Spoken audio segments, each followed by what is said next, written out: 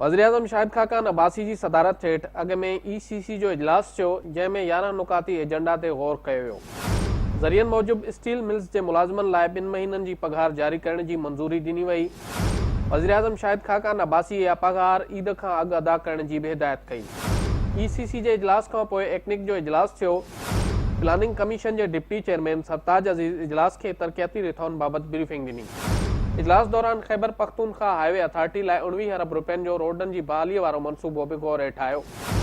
वज़ीर-ए-आज़म हाउस जे तर्जुमान मूजिबि एक्निक Sukkur electric supply company लाइ 132 kV जी नई ट्रांसमिशन लाइन जी तामीर, बिजली जी विर्छ ऐं तवानाई जे ज़ियान में घटिताई वारनि 3 रिथाउनि जी मंज़ूरी ॾिनी।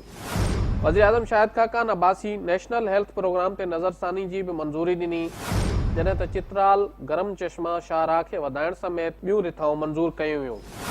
एक्निक जे इजलास में लाहौर सियालकोट मोटरवे जी फाइनेंसिंग ऐं तामीर में तब्दीलियुनि बाबति बि समरी मंज़ूर कई वई।